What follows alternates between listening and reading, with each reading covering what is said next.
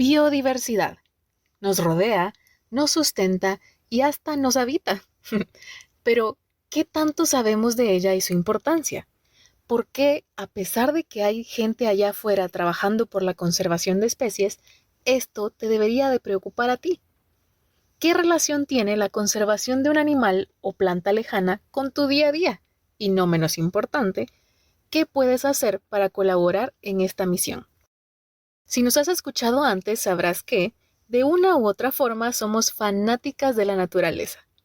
Pero, ¿cuál fue nuestro primer acercamiento al concepto de biodiversidad?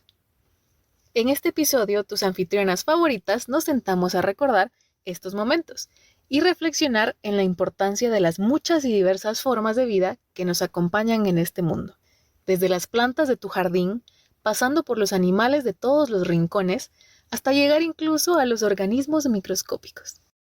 Insectos que nos alimentan directa e indirectamente, cetáceos que comunican sus emociones, percepciones que van cambiando con el tiempo y el dilema de los pandas. Empecemos. Hola, somos Diane, Kat y Rana. Sí, se me olvidaba. La próxima semana te traemos la segunda parte de este especial. Así que no te olvides de escuchar el episodio completito y compartirnos tus ideas, reflexiones y preguntas. Ahora sí, empecemos. Hola, somos Diane, Kat y Rana. 3 científicas guatemaltecas convencidas que las carreras en STEM son para todos. No solo para aquellos a los que les va bien en mate. Y todos nos beneficiamos de ellas a diario y te lo vamos a demostrar. Bienvenidos a Epistemas.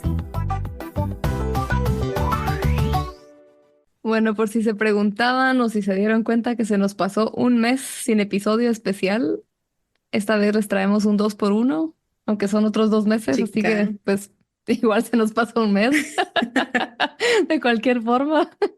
Pero pues bueno, los meses que se nos pasaron teníamos ideas, solo no teníamos tiempo. Y se nos pasó el día de la biodiversidad, se nos pasó el día del medio ambiente, pero por suerte también esto sale alrededor del día de los trópicos. Entonces podemos hablar de esas 3 cosas, que igual son temas que siempre son importantes. Sí, no necesitamos de un día para hablar de todos estos temas, pero así que juntemos los 3, ¿no? Es una buena oportunidad para hablar de estos temas tan importantes. Y bueno, para quienes nos escuchen, también sepan que este episodio va a estar en 2 partes, van a ser 2 episodios sobre este tema. Así que cuando escuchen el primero, pueden ir a dejarnos sus preguntas o comentarios si tienen a Patreon y eso los incluiríamos en el siguiente episodio. Dije Patreon, bien raro, ¿eh? Patreon.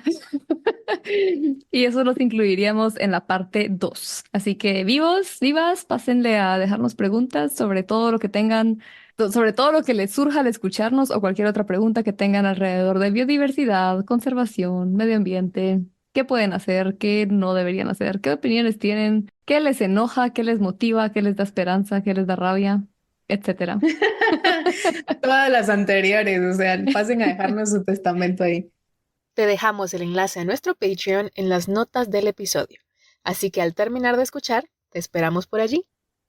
Yo creo que me gustaría empezar con algo más personal. ¿Qué para ustedes qué es la biodiversidad? ¿Cuándo fue la primera vez que en sus vidas que escucharon sobre esto o que pensaron en esto como lo conocen hoy? ¿Cómo fue su relación con la biodiversidad y la naturaleza en sus vidas? Pensándolo así como la biodiversidad, ¿no? Yo afortunadamente desde Sí. chiquita fue un término que nos dieron desde el colegio. En la clase de biología creo que es de las primeras cosas que aprendemos en mi colegio. Ya después aprendemos del ciclo de la célula y de todo lo demás, pero primero nos explican qué es la biodiversidad. ¿Por qué es importante? Creo que no nos explicaron así como yo sé ahora, ¿verdad? Que es importante la biodiversidad, pero sí nos decían así como que hay diferentes animalitos que cumplen diferentes funciones, entonces es importante que cuiden a todos los animalitos porque de muchos animalitos no sabemos cuál es su función y es mejor mantenerlos que perderlos y después decir, eso era lo que hacían, ¿verdad? Por ejemplo, veamos a las abejas. Por mucho tiempo se valoraban únicamente por la producción de miel, pero en el último siglo el colapso de colonias de abejas se vio en aumento, lo cual hizo evidente el importante papel de las mismas como polinizadoras. La pérdida de hábitat el uso desmedido e irresponsable de pesticidas, además de otras enfermedades y factores ambientales, contribuyeron a la disminución de colonias de abejas, lo cual llevó a una crisis económica en ciertos sectores agrícolas. Porque aunque no lo parezca, estos pequeños insectos son parte de la biodiversidad de la que todos y todas dependemos, y como polinizadoras, contribuyen enormemente a la seguridad alimentaria. Según la FAO, la Organización de las Naciones Unidas para la Agricultura y Alimentación, de las abejas depende nada más y nada menos que 1/3 de la producción de alimentos a nivel global.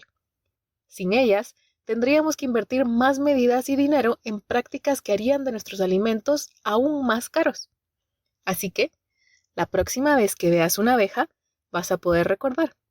Esto es lo que hacen. Por eso es importante conservarlas. Entonces, creo que fue desde bien chiquita y como siempre he vivido así a la orilla de un barranco, de un bosque, entonces siempre estuve muy expuesta a diferentes animalitos. ¿Y ustedes?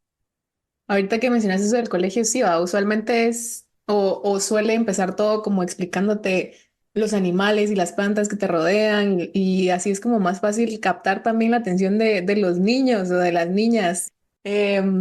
Creo que igual yo también crecí bastante rodeada de naturaleza y me encantaba ver todo lo que existía por programas de televisión. O sea, yo era fanática de sentarme a ver programas como con Steve Irwin o así de animales asombrosos o el top 10 de animales extremos de no sé qué. Todos los programas de Animal Planet y de Discovery Kids eran así como mi pan de todos los días. Entonces esa era la forma en la que yo encontraba como de conectarme, digamos, con todo lo que existía allá afuera que yo no podía ver normalmente. Entonces, a pesar de que nunca lo conocí como biodiversidad tal cual como ese concepto, sí sabía que existían muchas formas de vida fuera de lo que conocíamos acá y me parecía fascinante, honestamente. ¿Y vos, Me Rana? parece interesante lo que dijo Kat, porque tal vez sí, pero que yo me acuerde, ¿no? Lo vi en el colegio como tal, así como esta es la biodiversidad, sino, ajá, y de hecho yo creo que me recuerdo de ciencias naturales, siempre fue más, por lo menos mi memoria es más de ecosistemas, paisajes, cosas así, que los animales como individualmente, ¿no? Y me parece curioso y creo que esto voy a hablar despuesito sobre un tema que me gusta mucho, cabal, o sea, entre Kat y yo hay como, ¿qué? 8 años de diferencia por ahí. Entonces también esas diferencias generacionales tienen mucho que ver con cómo percibimos la naturaleza y cómo pensamos que está bien, tal vez no está tan mala situación o así por diferentes generaciones, por lo que hemos visto en nuestras vidas, ¿no? Pero me estoy adelantando antes de entrar a ese tema. Yo, igual que Diane, mucho fue en la tele, Steve Irwin, Animal Planet, todo esto. Pero de nuevo era como, ay, qué cool, ¿verdad? Que esto existe, que está allá afuera, pero no como, ay, la conservación de la biodiversidad es importante. No, Cabal, sino solo como que, qué cool, yo quiero ir a trabajar con cocodrilos ya. quiero vivir en la selva. Sí.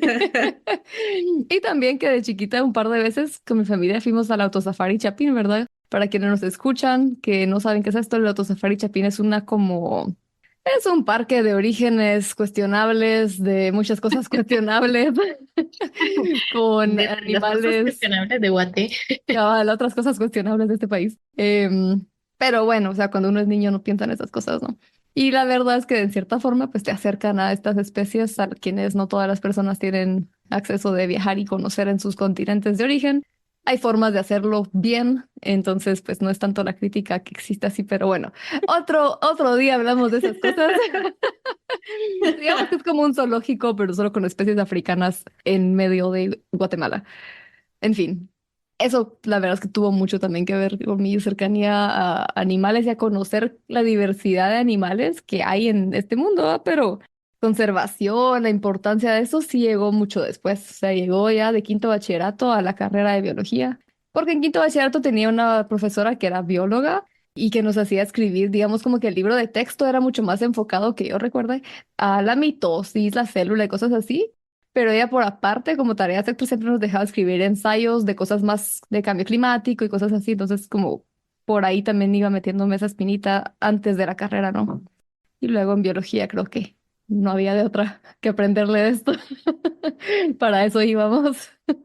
Cabal, no tenías escapatoria. Ahorita no sé por qué me recordé que incluso de chiquita tenía así como peluches de una orca, un oso polar y cosas así que en la vida pues ni he visto y no veré muy probablemente. Pero no sé, Sí. como que ese era el acercamiento que tenías a toda esa diversidad de especies que habían. Yo tenía la Barbie que traía la Shamu, la Barbie SeaWorld, otra institución de acciones cuestionables,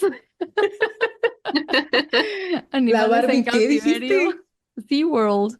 SeaWorld, Sí, era madres. como entrenadora de ballenas y delfines. No Y estoy traía así diciendo que como eso su esté ballena y bien. su delfín, ¿ok? Sí, traía así como su outfit así de buza. Y la chamusita, la ballenita. ¡Ay, qué bonito! Otro Otro parque que no deberíamos de apoyar porque las ballenas y los delfines sí tienen sentimientos y sufren estando allí. Las primeras investigaciones para explorar la inteligencia y el comportamiento social de los cetáceos, es decir, de las ballenas y los delfines, tuvieron lugar desde mediados del siglo XX. A partir de allí, y gracias a estudios tanto de comportamiento como neurológicos, se comenzó a sugerir la posibilidad de que estos organismos experimentan emociones complejas. De hecho, podemos ver un conmovedor ejemplo de ello en el documental Blackfish, en donde se muestran los sonidos fuera de lo normal que emitía una madre orca tras ser separada de su cría. Esto, además del hecho de que se mantenía en una esquina del tanque en donde vivía, eran señales del duelo por el que estaba pasando. Científicamente, además del comportamiento, esto también se relaciona con la anatomía de su cerebro, ya que una región similar a la región relacionada con las emociones en el cerebro humano existe también en los cetáceos, incluso de mucho mayor proporción.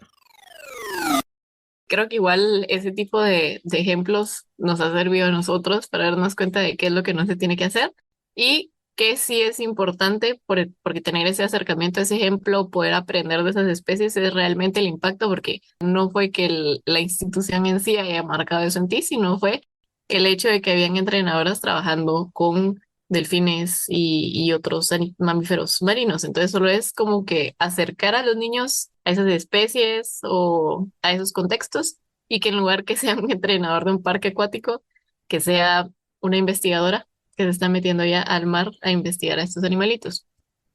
Y es por eso que es tan importante visibilizar el trabajo de las mujeres en STEM, algo en lo que nos puedes apoyar al compartir tus episodios favoritos de Epistemas y llevando estas historias a más personas.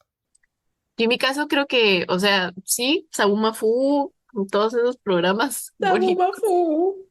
que te hablaban de biodiversidad, pero más que eso, creo que lo que a mí me ayudó para estar así como que consciente fue salir y andar caminando entre animales. Y saben que era lo gracioso, ahorita acabo de tener un flashback. A mí me encantaba andar agarrando bichos, pero por alguna razón, cuando era chiquita, cuando andaba agarrando bichos, después entraba a comer y me imaginaba que me estaba comiendo los bichos, entonces se me quitaba el hambre. O sea, como que yo sentía que cuando masticaba, masticaba y así se iba a sentir comer un bicho. Entonces empecé a comer antes de salir para no tener esa sensación después, porque agarraba los saltamontes y yo me imaginaba que cuando yo comía me los estaba comiendo y me da mucho asco. Entonces, ajá, solo como fun Proteína. fact. Solo como fun fact. Ahora ya he comido tenebrios, Tenebrios, conocidos también como gusanos de la harina. pero creo que la Cat de esos años estaría muy asqueada.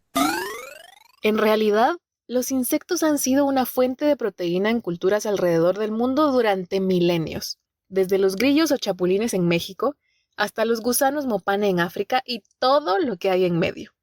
Hoy en día, con el crecimiento de la población mundial y la búsqueda de producción de alimentos sostenible, la entomofagia, el comer insectos, está ganando más interés gracias a la tecnología. Innovaciones como granjas verticales y harinas de insectos están transformando a los insectos en una opción ecológica y altamente nutritiva, promoviendo una solución a los retos de la seguridad alimentaria global.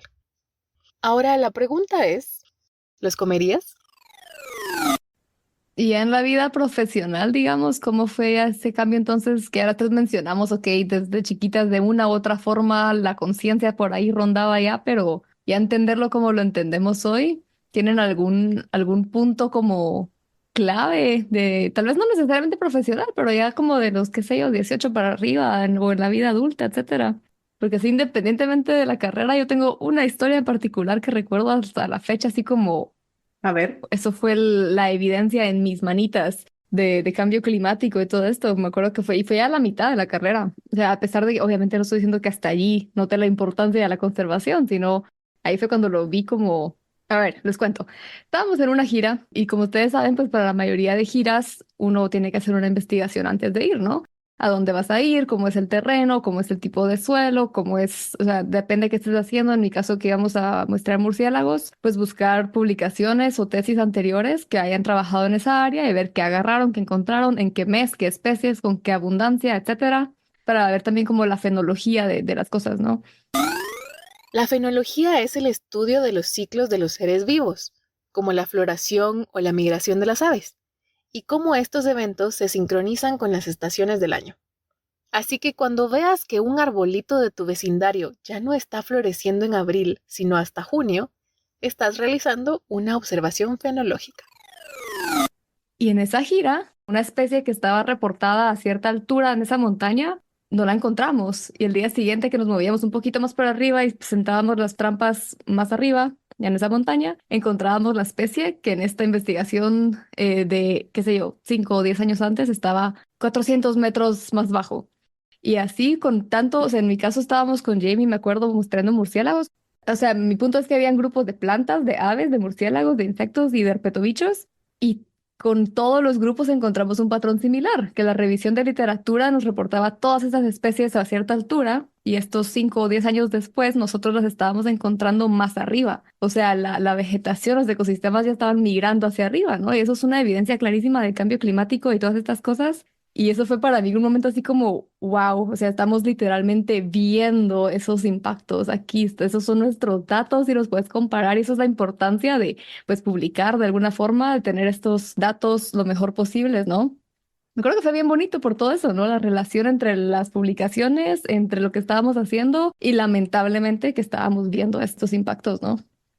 Increíble que se pueda ver ese cambio. Nunca me lo hubiera imaginado así. Fíjate que Yo yo, tampoco, por eso fue tan yo me wow. hubiera imaginado, yo me hubiera imaginado que se hubieran muerto las especies ahí. O sea, no me hubiera imaginado una adaptación tan rápida a un cambio de altura. Entonces, estoy Tampoco impactada. tan rápido. Pues fueron 10 años. No, O sea, para mí eso digamos, fue un decir, creo que estas especies eran más viejas, pero en cuestión de ok, ok. décadas. A ver, la rana manda a decir que padece del síndrome millennial en el que creemos que el año 2000 sigue siendo el punto de referencia y que los 70 fueron hace tan solo 30 años. En realidad, los estudios que nos contó eran de aproximadamente los 80 y 90, por lo que para el 2013 estaba viendo cambios de entre 20 o 30 años. Y también en una región que, o sea, más allá de la temperatura y todo, hay mucha expansión de la agricultura, más ganado, o sea, también a alturas más bajas, más cerca de poblados, encontrábamos todavía más de los murciélaguitos vampiro, que suelen estar más cerca de donde hay ganado, ¿no? Ujú. Entonces, es una combinación de cosas. Y de plano, o sea, también era una gira de una semana, una vez. Entonces, de plano que tal vez hay otras especies que solo no encontramos por casualidad o que no encontramos por lo que vos decís, tal vez realmente ya no están. No te podría decir. justo eso que decías, ¿no? Que fue una gira de una semana una vez y creo que la ventaja que vos tuviste durante tu carrera es eso, que salías al campo a ver cómo estaban las cosas.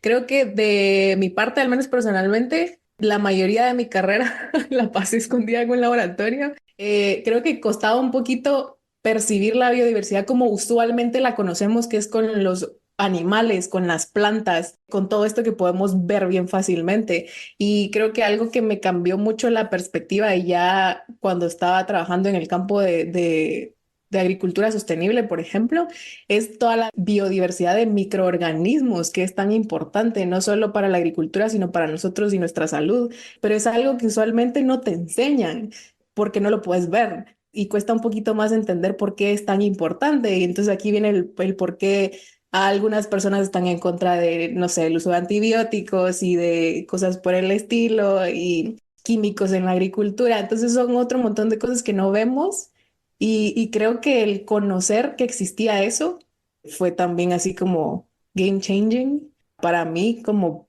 profesionalmente y personalmente. Entonces sí, no fue como en experiencia de campo y verlo tan fácilmente, pero sí ver como indirectamente eso.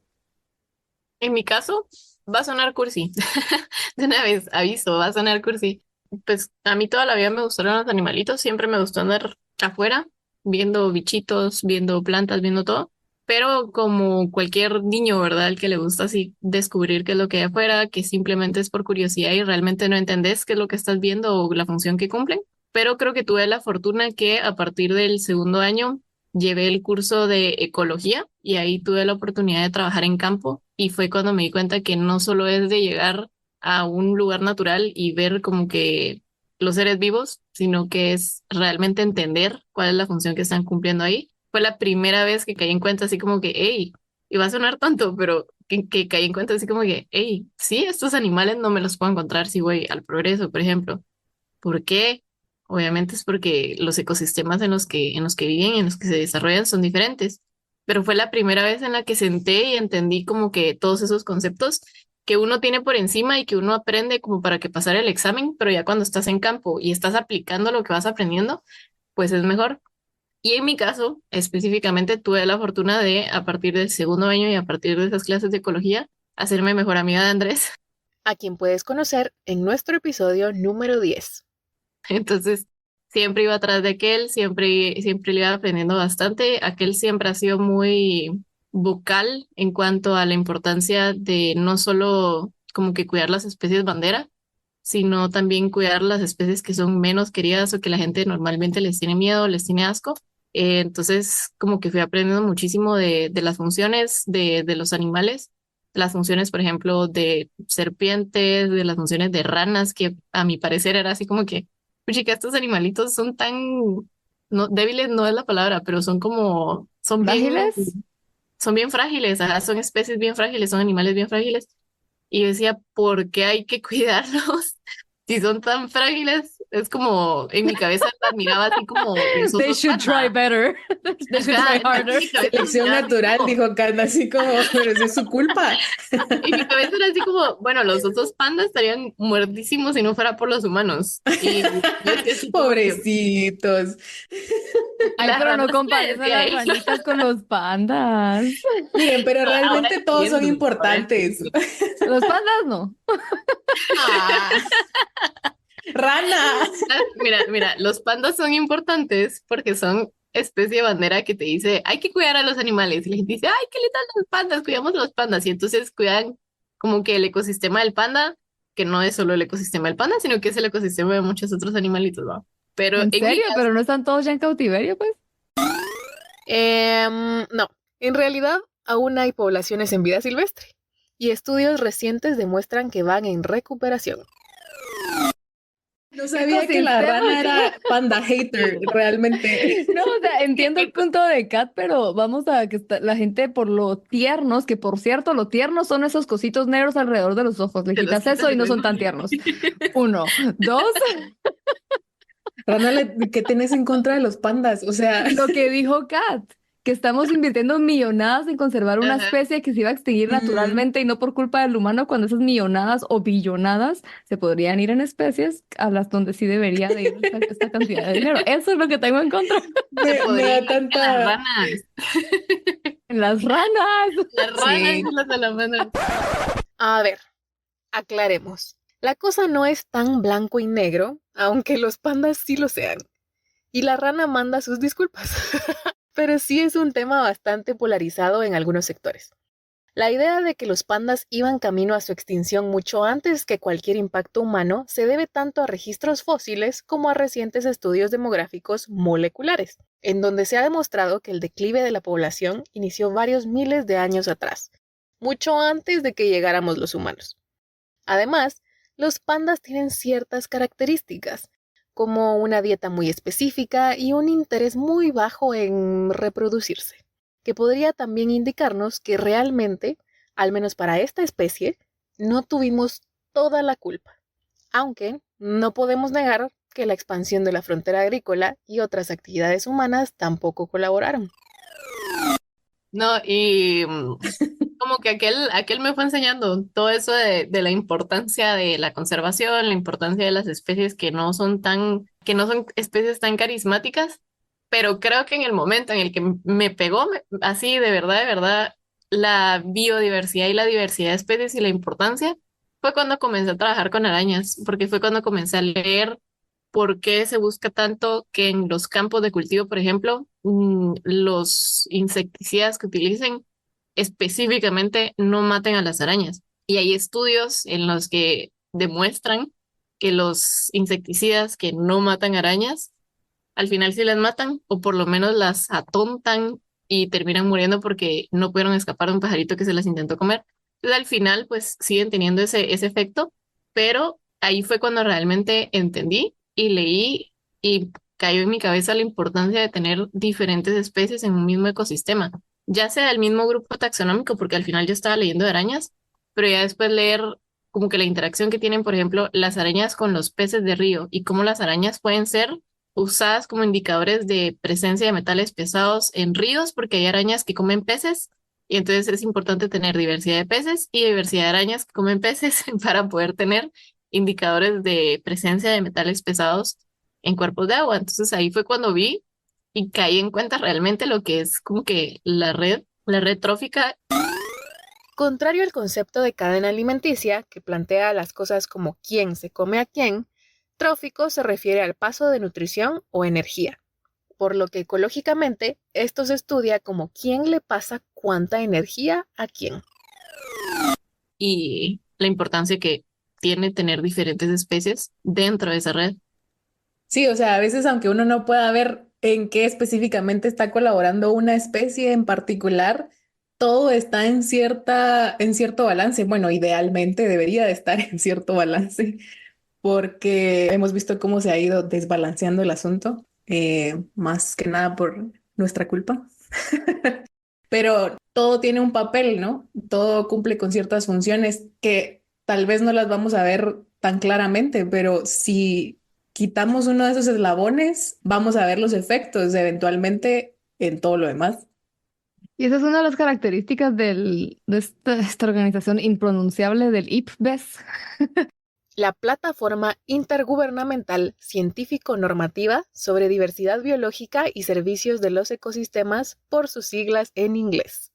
Bueno, no solo de ellos, pero creo que son los que manejan esto ahorita, ¿no? Pero los servicios ecosistémicos que da la biodiversidad, una de las cosas que contemplan es el valor intrínseco, por un lado, y lo que desconocemos. Esto es lo que decía Dayan también, ¿verdad? De que tal vez aunque no lo veamos tan obvio, aunque no sepamos qué está haciendo, es posible que haga algo.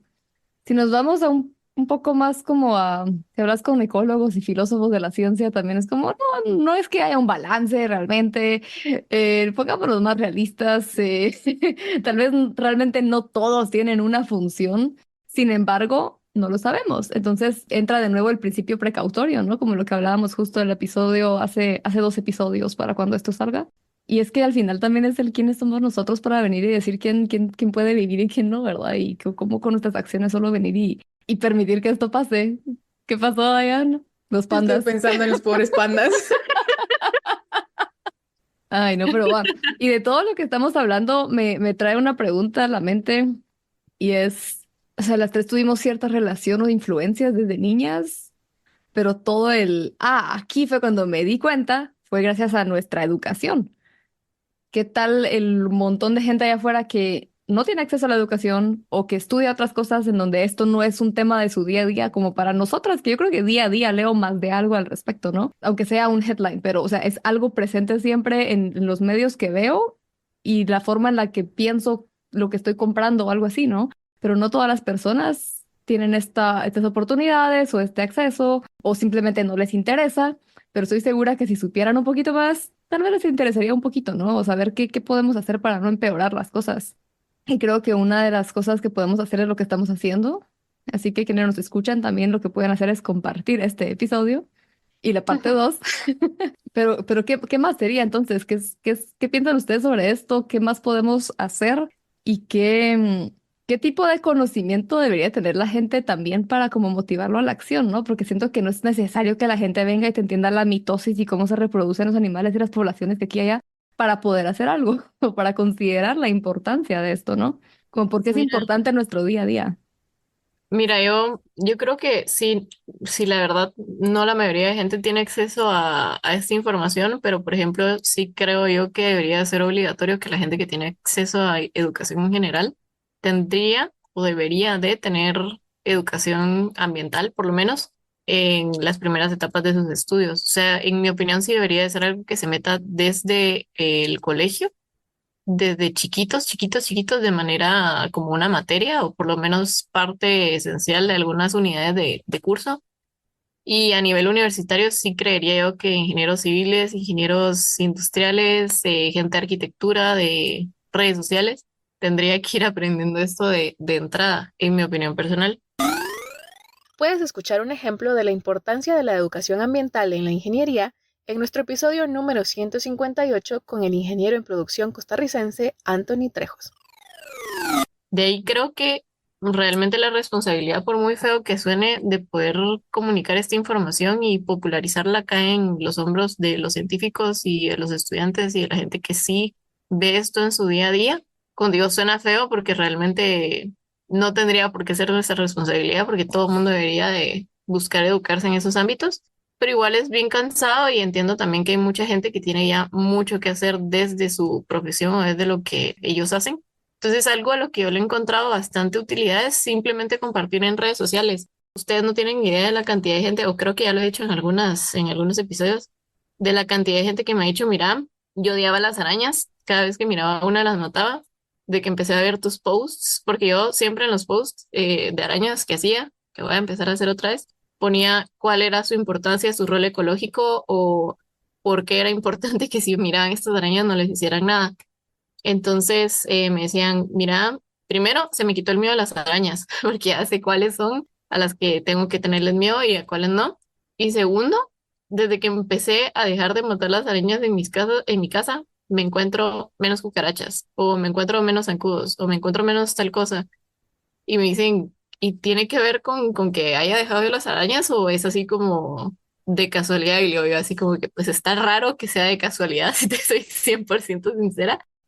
No te puedo asegurar que haya sido por dejar las arañas porque no te sabría decir. A lo mejor al mismo tiempo que dejaste de utilizar, de matar a las arañas, yo que sé, dejaste de dejar abierta la puerta de tu patio. Pero sí tiene una Las importancia muy cucarachas igual encuentran por dónde. importante, sí. Pero sí tiene un efecto bastante grande. Simplemente dejar de matar las arañas de tu casa creo que es una forma bien, bien bonita para darte cuenta de la importancia de los animalitos y de la diversidad de animalitos que pueden cumplir dentro de un ecosistema, que al final de cuentas tu casa es un ecosistema donde normalmente vivís tú y tus perros, pero también hay muchos bichos Y que aunque no gatos. pudieran aceptarlos, y gatos, ¿Y mis que aunque no plantas? pudieran aceptarlos. ¿Y los hongos Bueno, que las hay están muchas matando? cosas que Las viven bacterias contigo, también que están por ahí. No hay que ser. pero y los ácaros. El honguito de mi Uy. queso. Pero sí, en mi caso ha sido de eso, que yo creo que nosotros también desde nuestras redes sociales, y no tiene que ser como que escribir un artículo científico, simplemente compartir lo que te apasiona con la gente que te rodea, es bastante, ayuda bastante que la gente se encariñe y tome conciencia. Fíjate que mencionaste algo que fue incluir como toda esta información en pues los currículos escolares y en la universidad y etcétera, como teórico, pero también mencionaste cómo cuando la gente lo ve con sus propios ojos y hemos aquí mencionado algunos ejemplos de cuando realmente lo ves es cuando creo que te pega más la importancia de. Entonces es como una cosa, y a mí me pasa, yo puedo leerlo, verlo, y sí es así como causa cierto impacto, pero no es el mismo que cuando realmente lo veo con mis propios ojos y veo los efectos y no sé, o sea, creo que es diferente ese hands-on experience, esa experiencia como en carne propia, que el que solo te lo digan. Y es cierto, es importante conocerlo, solo como lo que decías, ¿no? Compartirlo en redes sociales, estudiarlo en el colegio, estudiarlo en la universidad, pero también es importante como exponernos un poco o darnos cuenta, ni siquiera es exponernos, solo es como ponerle atención a lo que nos rodea. Es como cómo ahora hay menos áreas verdes, por ejemplo, de las que habían antes, o por qué ahora hay menos pajaritos de este tipo, o por qué hay menos insectos de tal cosa. O sea, como que ponerle atención a todo lo que tenemos alrededor. Y creo que, no sé, aquí tal vez podrías meter el concepto este de Cabal les iba shifting a decir. baselines. Ajá. Cabal les iba a decir porque, quería comentar algo similar a lo que dijo Kat, porque Kat misma nos mencionó desde el inicio que ella ya lo aprendió más o menos con este término desde el colegio. Yo no me acuerdo haber visto eso en primaria. Y por eso mencionaba la diferencia de edad entre Kat y yo, que tampoco es tanta, pues, pero 8 años ya es algo. Y me imagino que ahorita, pues también, o sea, qué bonito, ¿no? Para mí es bonito escuchar, hey, qué cool que ya les estén enseñando esto, parte de los currículos escolares, asumiendo, pues, al menos Kat es un ejemplo, asumo que están otros. Y lo que decía Dayan justo ahorita de, hey, ahora ya no hay tantas áreas verdes como antes, ahora ya no hay tantas aves de este tipo como antes. ¿Cuál es ese como antes? ¿Cuál es ese punto de referencia? Eso tiene mucho que ver también con cómo como generación tras generación la percepción es diferente. Este concepto de shifting baselines es un concepto que no es tan viejo tampoco, es como del 95 por ahí, sobre cómo cambiaba la percepción de la naturaleza en un estudio que hicieron con niños como del kinder o algo así, versus sus familias, sus papás, mamás, etcétera. Porque si creces ya, es algo así como la generación Z que nos critica por grabar con el celular así en horizontal, mientras que ellos pues solo todo a vertical ahora, ¿verdad? O sea, el Eso sonó cambio, muy así como del corazón. Tenía que sacarlo.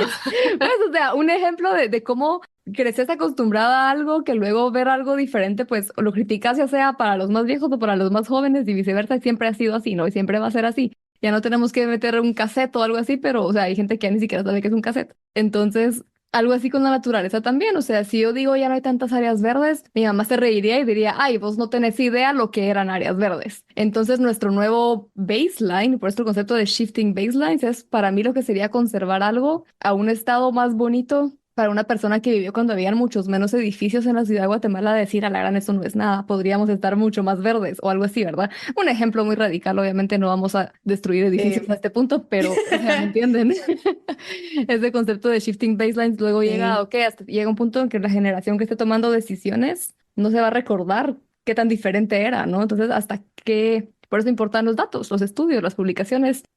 Escuché un ejemplo como hablando de esto de shifting baselines, que era así como hace años cuando empezó la pesca en X lugar, porque no me acuerdo, mirabas la foto del pescador con un pez enorme más grande que él, con una gran sonrisa en el rostro. Conforme pasaron los años, mirabas la misma foto como con pescadores, con peces que cada vez eran más chiquitos y cada vez eran más chiquitos, entonces lo que cambiaba era como el tamaño del pecesote que habían pescado, pero lo que no cambiaba era la sonrisa que tenía en su rostro. Eso quiere decir que para ellos era como que hubieran pescado la cosa más impresionante del mundo sin saber que realmente antes Podía era ser mejor. muchísimo diferente. Ajá, era súper diferente y mil veces mejor. Entonces es como también otro ejemplo para darnos cuenta de este concepto. Como mencionábamos, el concepto de shifting baselines o líneas de referencia cambiantes describe cómo nuestras percepciones de lo que es normal pueden cambiar con el tiempo, especialmente a medida que las generaciones anteriores desaparecen. Cada generación acepta el estado actual de la naturaleza como la norma, olvidando cómo era antes.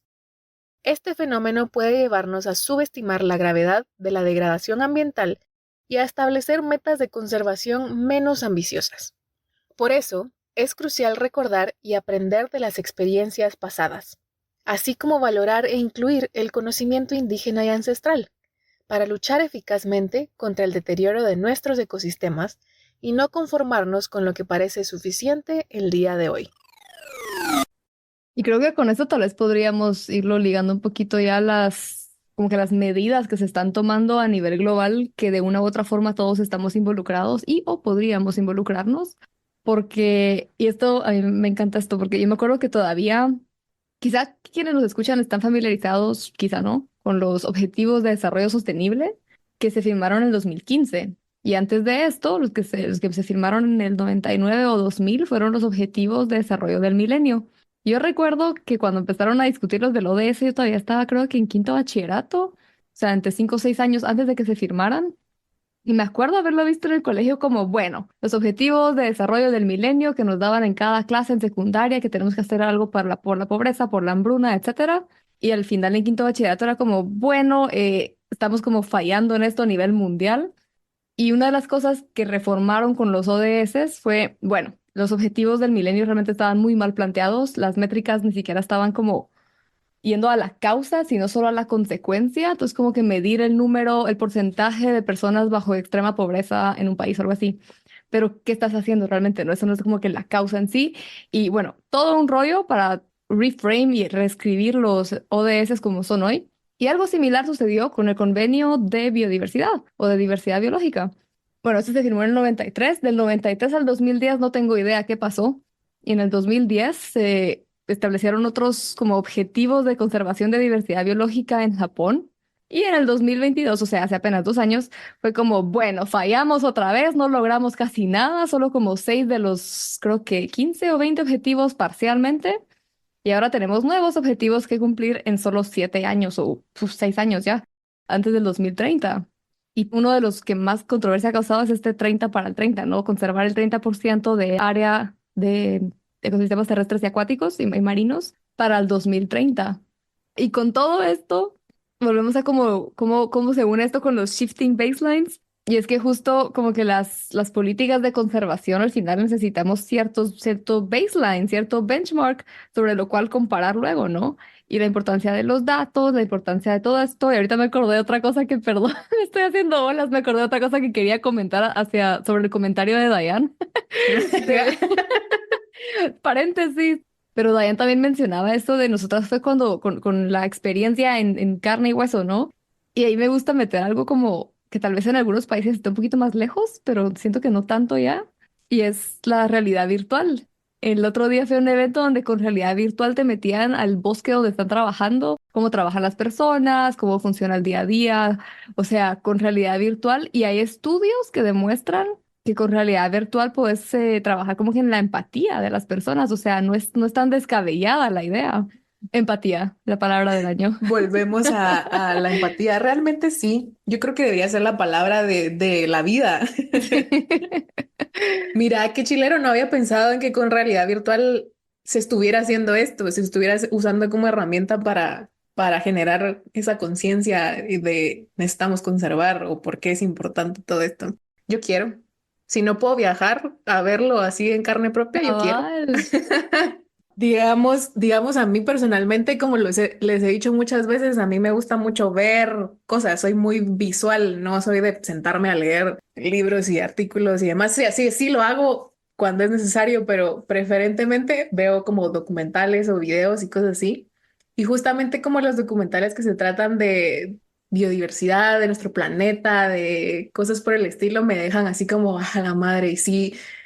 Si me pegan, me imagino ver todo eso en realidad virtual y wow. Sí, y más allá de la realidad virtual, creo que otra cosa que quisiera resaltar es también la ciencia ciudadana, o sea, otra forma de conectar a la gente con la ciencia sin que tengan que estar sentados en un salón de clases, porque también, como decía Kat, de que esto tenga que ser parte del currículum, sí, de acuerdo, sin embargo, yo no sé ustedes, pero yo lo vi mucho en mi año, que sí, los ingenieros tienen que tomar por lo menos la introducción a ciencias de la vida y la detestan y se la pasan mal y no estudian y no aprenden nada. Entonces, ¿por qué no hacerlo de una forma mucho más entretenida? Porque estoy segura que no tiene que ser una clase aburrida para que por una clase en 5 años te la pases bien, ¿no? Porque son cosas fascinantes realmente. Sí, Entonces, una forma en la que se podría motivar a la Mara a hacer cosas que los acerquen a esto y que lo vean en vez de estar sentados en un salón de clases, es pues motivar la participación en actividades de ciencia ciudadana. Siempre hay más de algo en cualquier ciudad, hoy día y cada vez más. sí, y realmente uno pensará que, por ejemplo, el proyecto de ciencia ciudadana en el que yo participé con Ninoshka de basura marina, del cual puedes escuchar más en nuestro episodio número 161. eso que tiene que ver realmente con la biodiversidad y la conservación, tiene mucho que ver, o sea, aunque son proyectos que uno crea que están súper alejados de lo que es biodiversidad y conservación, a la larga todo está conectado de alguna u otra forma. Entonces, creo que es como bien importante que tratemos de nuevo de participar de estas cosas, de estos proyectos y empaparnos un poquito más de todo esto para ir ejercitando nuestra empatía, fortaleciendo nuestra empatía. Y siempre con cada uno de estos proyectos se encuentran pequeñas cositas que uno puede hacer en su día a día que a veces no suelen ser tan obvias, Y siempre con tanta información uno se aturde un poco de, bueno, y entonces, ¿qué hago? ¿Para dónde voy? ¿Por qué es importante? Pero como que tratar de encontrar esas pequeñas cositas, esos detallitos que uno puede ir cambiando tal vez, que vienen desde cambiar nuestras ideas. Entonces, no sé, creo que es importante. Y ahora, Si tienen alguna pregunta, comentario, si están de acuerdo o en desacuerdo con las cosas que hemos hablado, si les interesa saber más sobre los trasplantes fecales, ¡Spoiler! etcétera, cuéntenos de nuestro Patreon, dejen ahí sus preguntas y las estaremos respondiendo en la parte 2 de este especial de diversidad biológica. Y si alguien tiene ganas de compartirnos como su opinión más extensamente y quisieran ser parte de un episodio, pueden mandarnos un audio a epistemaspod@gmail.com y tras nuestra evaluación podemos incluirlo en el episodio. Así que ya lo sabes, te dejamos la tarea de pensar, reflexionar y compartir con nosotras cómo nos afecta el estado de la biodiversidad en nuestro día a día. ¿Qué más puedes hacer tú al respecto? Y adivinar por qué la rana dijo trasplantes fecales. Gracias por acompañarnos en un episodio más de Epistemas. No te olvides de seguirnos en tu plataforma de podcast favorita para no perderte el lanzamiento de la segunda parte de este episodio, en donde te contamos más sobre cómo se relaciona todo esto con tu día a día, con tu billetera, tu salud física y hasta tu salud mental. Y recuerda, si tienes alguna pregunta sobre estos temas, compártenosla en Patreon y la estaremos respondiendo en la segunda parte. Y de paso, agradecemos enormemente a nuestros Patreons por todo su apoyo, ideas y por subirse al barco con nosotras para llevar la STEM a más personas. Ahora sí, hasta la próxima. tú y yo, esa goma,